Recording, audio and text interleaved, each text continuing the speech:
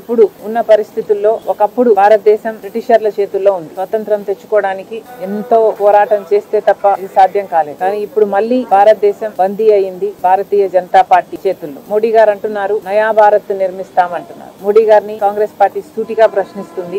ఏది నయా భారత్? ఏమిటి నయా భారత్? ఆర్ఎస్ఎస్ జెండాని, ఆర్ఎస్ఎస్ అజెండాని అమలు చేయడమే మోడీ గారి నయా భారత్. అంబేద్కర్ గారు రచించిన రాజ్యాంగాన్ని అవమానించి మార్చాలి అనుకోవడమే మోడీ గారి నయా భారత్. మతం పేరుతో చిచ్చు పెట్టి ఆ మంటలో చలి కాచుకోవడమే మోడీ గారి నయా భారత్. ఒక గోద్రా అయినా ఒక మణిపూర్ అయినా వేల మందిని పొట్టన పెట్టుకోవడమే మోడీ గారి నయా భారత్. ఈ రోజుటి వరకు కూడా మణిపూర్ లో రాష్ట్రపతి పాలన విధించి ఉన్నారు. అదేనా మోడీ గారి నయా భారత్? దేశాన్ని గుప్పెట్లో ఉన్న వాళ్ళ చేతుల్లో ఉన్న వాళ్ళ బినామీలుగా ఉన్న బడా బడా వ్యాపారవేత్తల దేశ సంపదని కట్టపెట్టడమే మోడీ గారి నయా భారత్. మోడీ గారి నయా భారత్ అంటే దేశంలో అసలు ప్రతిపక్షమే లేకుండా చేయటమా? ప్రతిపక్షంగా ఉన్న వాళ్ళను లేకపోతే మోడీ గారిని బీజేపీని ప్రశ్నించిన వాళ్ళని అక్రమంగా జైళ్లలో పెట్టడం, కేసులు పెట్టడం, లేదా వాళ్ళ మీద ఈడీని, ఇన్కమ్ ట్యాక్స్ ని, సిబిఐని ఉసిగొల్పడమే మోడీ గారి నయా భారత్. ఆఖరికి RBI, election commission of India లాంటి ఇండిపెండెంట్ వ్యవస్థలను కూడా మోడీ గారు స్వార్థ రాజకీయాల కోసం వాడుకుంటున్నారు. ఇదేనా మోడీ గారి నయా భారత్? మళ్ళీ చెప్తున్నాం, ఇది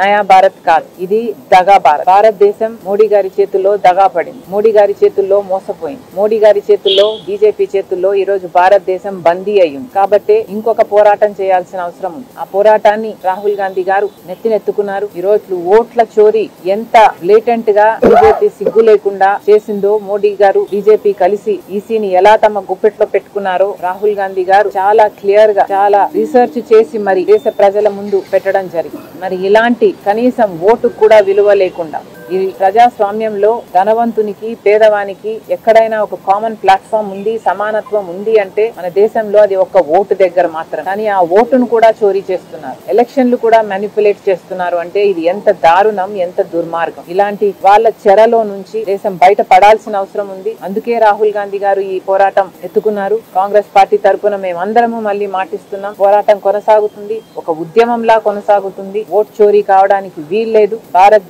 దేశం ప్రపంచంలోనే ద గ్రేటెస్ట్ డెమోక్రసీ. దాన్ని అలాగే ఉంచడానికి రాహుల్ గాంధీ గారు చేస్తున్న పోరాటంలో మేమందరము కూడా చెయ్యి కలుపుతాం.